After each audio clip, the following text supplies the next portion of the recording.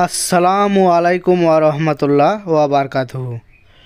দর্শক, আজকে আপনাদের সামনে 12 ভোল্ট ব্যাটারির দুইটি চার্জার নষ্ট সার্ভিসিং করে দেখাবো। এই চার্জারগুলো নিয়ে আসছে আমার প্রতিষ্ঠানে সার্ভিসিং করে নেওয়ার জন্য এক কাস্টমার ভাই। তো ভাবলাম এই ভিডিওটা আপনাদের মাঝে বা এই কাজটা আপনাদের মাঝে আমি শেয়ার করি। এখানে দেখতে পাচ্ছেন একটা ডিজিটাল ব্যাটারি 10 অ্যাম্পিয়ার চার্জার, এমনকি এখানে দেখতে পাচ্ছেন একটা ডিজেডিসি চায়না কোম্পানির 12 ভোল্ট ব্যাটারি চার্জার। তো দুইটা চার্জারের দুই রকম সমস্যা, একটা কোনো পাওয়ারই পায় না, আর একটা পাওয়ার পায় অথচ ব্যাটারিতে চার্জ দিলে চার্জ ওঠে না, ফ্যানও চলে না, এমনকি সিগন্যালও দেয় না। তো ইতিমধ্যে দেখছেন আমি চার্জারে কিন্তু প্লাগ ইন করেছি। প্লাগ ইন করার পর চার্জারতে যে এখানে 5-6টা বাতি দেওয়া আছে লেভেল বোঝানোর জন্য, সে বাতিগুলো কিন্তু জ্বলে উঠেছে। তো বাতি জ্বলে উঠেছে কিন্তু চার্জ উঠলে ফ্যান ঘুরবে, সেই ফ্যানটাও ঘুরতেছে না, এমনকি ব্যাটারিকে চার্জও করতেছে না। চার্জ করলে কিন্তু এখানে সামনে যে বাতি আছে এই বাতিটা টিপ টিপ করবে, তো এই বাতিটাও টিপ টিপ করতেছে না, যার কারণে বোঝা যাচ্ছে ব্যাটারিটা চার্জ হচ্ছে না। চার্জ বোঝার দুইটা সিস্টেম, এক ফ্যান ঘুরবে এমনকি বাতি টিপ টিপ করবে, তাহলে বোঝা যাবে চার্জ হচ্ছে।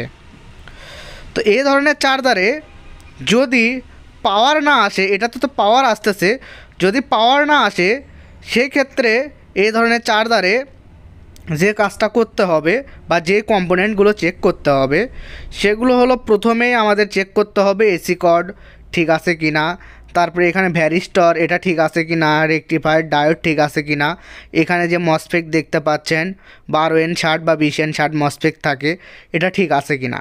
এগুলো যদি ঠিক না থাকে সেই ক্ষেত্রেই এটার পাওয়ার আসবে না, অর্থাৎ যে সিগন্যালটা আমরা পেলাম এই সিগন্যাল কিন্তু আসতো না।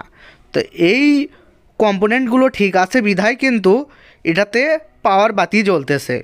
তার মানে আমি যে এখানে ক্যাপাসিটার দেখালাম, এই ক্যাপাসিটারে এখানে কিন্তু সাপ্লাই আসতেছে অথচ ব্যাটারি চার্জ হচ্ছে না।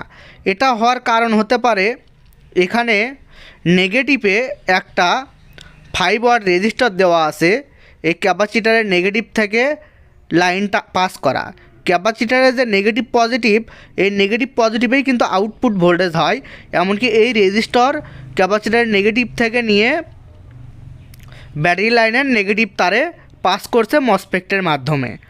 তো এই রেজিস্টর এমনকি মসফেট যদি নষ্ট হয় সেই ক্ষেত্রেই এরকম বাতি আসবে এবং চার্জ উঠবে না।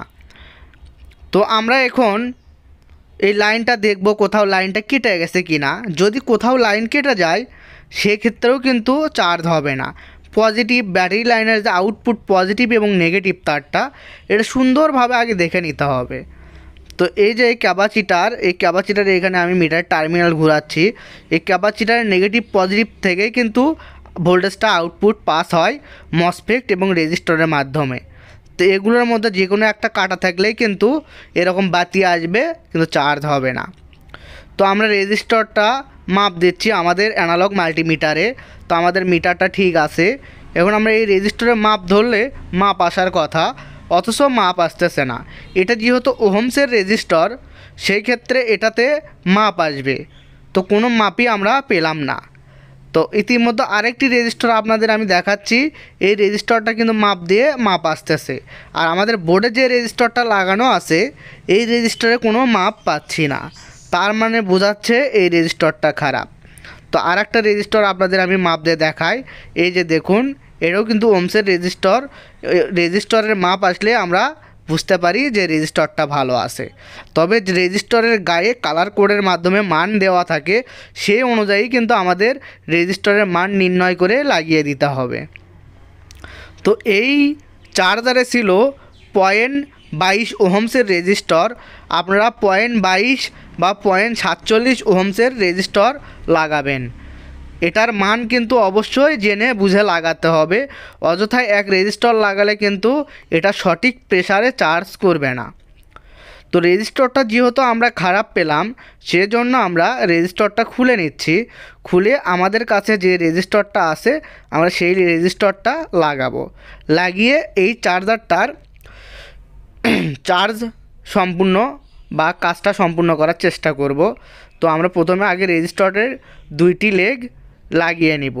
রেজিস্টরের কিন্তু কোনো উল্টা বা সিধা কোনো প্রান্ত নেই, যে কোনো এক প্রান্ত লাগালেই হলো। এর উল্টা বা সিধা নেই, রেজিস্টর যে কোনো দিক থেকেই লাগানো যায়। আর অন্যান্য কম্পোনেন্টের কিন্তু উল্টা বা সিধা আছে।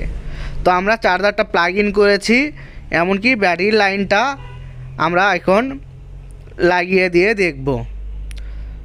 তো ব্যাটারির লাইন আমরা প্লাগ ইন আবারও করেছি, করার পর ব্যাটারি লাইন দিলাম, কিন্তু তারপর চার্জটা দেখাচ্ছে না। তো আরও কোনো প্রবলেম থাকতে পারে, চার্জারটা আমাদের আবারও আরেকটাবার ভালোভাবে দেখতে হবে। তো চার্জারটা লাইন দেওয়া আছে, ইতিমধ্যেও দেখতে পাচ্ছি ধোঁয়া বের হচ্ছে। ধোঁয়াটা কোন পাশে থেকে বের হচ্ছে এটা দেখতে হবে। আমরা রেজিস্টরটা লাগানোর পর যখন লাইন দিলাম ব্যাটারির সঙ্গে, ব্যাটারি অর্থাৎ চার্জারের ক্লিপটা ব্যাটারির সঙ্গে দেওয়া মাত্র এখানে রেজিস্টর যেটা আমরা লাগাইছি মূলত সেটাই আবারও পুড়ে যাচ্ছে। এটার কারণ কি এটা আমাদের দেখতে হবে। তো এই চার্জারে আরও কোনো সমস্যা থাকতে পারে। তো আমরা ইতিমধ্যে রেজিস্টর এবং মসফেট চেক করেছি, কিন্তু এখানে একটা মসফেটের মতো দেখতেই 3 লেগ বিশিষ্ট একটি ডায়োড আছে, এর মাঝে পজিটিভ আর দুই পাশে নেগেটিভ। তো এই ডায়োডটা নষ্ট আছে কি না আমরা চেক করব। তো ইতিমধ্যে চেক করতে মসফেট আমি আগেই চেক করেছিলাম ঠিক আছে, আর এই ডায়োডটা চেক করতে আমি দেখতে পারলাম খারাপ। এটা আমি আবারও ভালোভাবে খুলে আপনাদের সামনে আমি মাপ দিয়ে দেখাবো এটার মাপটা কেমন হবে। এটার মাঝে পজিটিভ যদি ধরি দুই পাশে শো করবে, আবার মাঝে যদি নেগেটিভ ধরি তাহলে শো করবে না। তো খোলার পর আমরা প্রত্যেক কম্পোনেন্ট খোলার পর সঠিক মাপটা বুঝতে পারি। তো আমি ওই জন্য এই ডায়োড মসফেটের মতো দেখতে হলেও এটা ডায়োড, এই মসফেটের গায়ে কিন্তু ডায়োডের সিম্বল দেওয়া আছে। তো মাঝে নেগেটিভ ধরেছি, ধরে এই প্রান্ত এবং এই প্রান্ত মাপ দিলাম, মাপ শো করতেছে। এখন আমি মাঝে পজিটিভ প্রান্ত দিব, পজিটিভ প্রান্ত দেওয়ার পরে মাপ শো করতেছে, তার মানে এটা শর্ট হয়ে গেছে। এটা যদি ভালো থাকতো তাহলে নেগেটিভ মাঝে ধরার পর কোনো মাপই আসতো না, অনলি পজিটিভ ধরে দুই পাশে শো করতো। তো এটা আমি নেগেটিভ পজিটিভ যেটাই ধরতেছি সেই দিক থেকেই মাপ আসতেছে, অর্থাৎ এটা নষ্ট বা ক্রস আমি করে দিলাম। তো এখানে আমার আরেকটি নতুন ডায়োড নিয়ে আসছি, মাঝে পজিটিভ ধরে চেক করলাম, এখন মাঝে নেগেটিভ ধরে চেক করতেছি, মাঝে নেগেটিভ ধরে কোনো মাপ আসতেছে না। আবারও আপনাদের দেখাই, মাঝে পজিটিভ টার্মিনালটি ধরেছি এবং দুই সাইডে নেগেটিভ ধরে মাপ শো করতেছে। এখন যদি আমরা মিটারের টার্মিনাল মাঝে নেগেটিভ রাখি এখন কিন্তু কোনো মাপ শো করবে না, যদি শো না করে সেই ক্ষেত্রেই ভালো, অনলি মাঝে পজিটিভ ধরে আসবে। আর এই নষ্ট ডায়োডের দেখুন পজিটিভ ধরেও শো করতেছে। এখন আবার চেঞ্জ করি, নেগেটিভ মাঝে ধরি, নেগেটিভ ধরার পরেও মাপ শো করতেছে। এটা দুই দিকে শো করতেছে, যার কারণে এই ডায়োডটা খারাপ। আর এই ডায়োডটা নতুন আমি লাগানোর জন্য বের করলাম, এমনকি অলরেডি লাগিয়ে ফেলছি।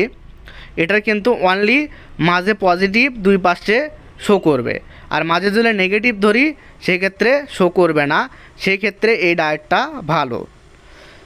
তো আমি প্রথমবার রেজিস্টরটা নিচ দিয়ে লাগিয়েছিলাম, তো লাগানোর পরেই ধোঁয়া বের হলো ডায়োডটা খারাপ হওয়ার জন্য। ওই জন্য শিওর হওয়ার জন্য আমি রেজিস্টরটা উপর দিয়ে লাগিয়ে ফেললাম, লাগিয়ে আগে চেক করব আমাদের কাজটা সম্পূর্ণ হয় কি না। তো আশা করা যায় এবার আমাদের কাজটা সম্পূর্ণ হবে। তো ইতিমধ্যে দেখতে পাচ্ছেন এখানে কিন্তু বাতি টিপ টিপ করতেছে, তার মানে চার্জ হচ্ছে। আরও সঠিকভাবে বোঝার জন্য আমরা ডিজিটাল মিটার আমাদের ব্যাটারির সঙ্গে লাগিয়ে রাখবো। চার্জ যদি ওঠে তাহলে আমরা ডিজিটাল মিটারের সাহায্যে বুঝতে পারবো, তাহলে ধীরে ধীরে চার্জটা উপর দিকে উঠবে। এই তো দেখুন 12.84, এটা 85, 86 এভাবে যদি উপর দিকে গণে তাহলে বুঝতে পারবো চার্জ হচ্ছে। আর যদি নিচের দিকে যায় তখন চার্জ খাচ্ছে। এটাই ডিজিটাল মিটার দিয়ে বোঝার উপায়। তো আমরা চার্জারটা আউট করেছি, এখন 12.60। আবার যখন চার্জটা ইন করলাম তখন অলরেডি চার্জটা উপর দিকে প্রেসার দিচ্ছে। তো এভাবে চেক করা সম্ভব হয়। কিন্তু এটাতে আরেকটা প্রবলেম দেখতে পাচ্ছি, এটার ফ্যানটা কিন্তু চলতেছে না। এখানে আমি এই যে ছোট্ট একটা এসএমডি ট্রানজিস্টর দেখাচ্ছি, এটা G1 বা Y1 নাম্বারের হয় বা 183 হয়। তো যে নাম্বারই থাক আপনার G1 বা Y1 183 এই তিনটার মধ্যে যে কোনো একটা নাম্বারে যদি এখানে এই ট্রানজিস্টরটা লাগান, সেই ক্ষেত্রেই যদি ফ্যান না ঘোরে এই ট্রানজিস্টর পাল্টে দিলেই ফ্যান ঘুরবে। তো এখানে আরেকটা চার্জার আমি দেখাচ্ছি, এটা ডিজিটাল। তো এই চার্জারটা মূলত কোনো পাওয়ারই আসে না। তো এই চার্জারগুলো যদি পাওয়ার না আসে সেই ক্ষেত্রে মসফেট চেক করে দেখতে হবে। তারপর এখানে রেকটিফায়ার ডায়োড আছে। তারপর এটার বোর্ডের গোড়ায় আমি দেখতে পাচ্ছি কানেকশনগুলো লুজ হয়ে আছে। তারপর আমি মসফেটটা চেক করব, লুজ হয়ে থাকলে অনেক সময় লাইন দেওয়ার কারণে মসফেট কেটে যেতে পারে। তো মসফেটটা আমি চেক করব। পাশাপাশি এই চার্জারের যে ডায়োড আছে ডায়োড চেক করব। তো এখানে দেখা যাচ্ছে ব্যাটারির লাইনটাও লুজ হয়ে আছে। তো ব্যাটারির লাইনটা লুজ হয়ে আছে, তো এই পুরো বোর্ডটাই লুজ দেখা যাচ্ছে। তো আশা করা যায় এটা লুজ কন্ট্যাক্ট সারে দিলেই সমাধান হয়ে যাবে। তারপর আমি মসফেটগুলো চেক করছি, মসফেট ঠিকই আছে। এরপরে আমাদের দেখতে হবে এসি সাইডের ডায়োড ঠিক আছে কি না। এই যে এখানে যে ডায়োড আছে চারটা, এই চারটা ডায়োডের মাপ আমাদের দেখতে হবে। ডায়োডের মাপ একদিকে শো করবে, অপর দিকে শো করবে না। এটা দুই দিকেই শো করতেছে, তার মানে এই ডায়োডটা খারাপ। তো এই ডায়োডটাও আমাদের চেঞ্জ করে দিতে হবে। এই ডায়োডটাও দুই দিকে শো করতেছে। তো এখানে চারটা ডায়োডের মধ্যে দুইটাও যদি খারাপ থাকে আপনারা চারটা ডায়োডই চেঞ্জ করবেন, তাহলে কাজটা অ্যাকুরেট হবে। দুইটা পাল্টালে আবার অল্প সময়ের মধ্যে বাদবাকি যে দুইটা থাকবে ভালো সেগুলোও নষ্ট হতে পারে। দুইটা ডায়োড নষ্ট হলেও আমি বলবো আপনারা চারটাই চেঞ্জ করবেন। তো বন্ধুগণ, যেভাবে আপনাদের পরামর্শ দিলাম এইভাবেই কাজগুলো আপনারা করবেন। তো অলরেডি এই ডিজিটাল চার্জারটাও আমি মেরামত সম্পূর্ণ করেছি, 8 অ্যাম্পিয়ারে চার্জ করছে। তো জানি না আপনাদের এই ভিডিওর মাধ্যমে কতটুক কি আমি বুঝাইতে পারলাম। তবে আপনাদের এই ভিডিও দেখে যদি কোনো উপকারে আসে, যদি কাজগুলো দেখে আপনারা কাজগুলো শিখতে পারেন বা করতে পারেন, তাহলে অবশ্যই একটি কমেন্ট করবেন কোন জায়গা থেকে আপনারা এই ভিডিওটি দেখছেন। আর যারা বগুড়া শহরের মধ্যে আছেন, এই ধরনের চার্জার মেরামত করে নিতে চাচ্ছেন, তারা সরাসরি আমার সার্ভিস সেন্টারে চলে আসতে পারেন। আমার ঠিকানা হলো MA খান ল্যান্ড, লুৎফর মেনশন, সালাম ইলেকট্রনিক্স। আমার দোকানে এ ধরনের চার্জার, IPS, UPS, ইনভার্টার বিক্রয় এবং মেরামত করা হয়।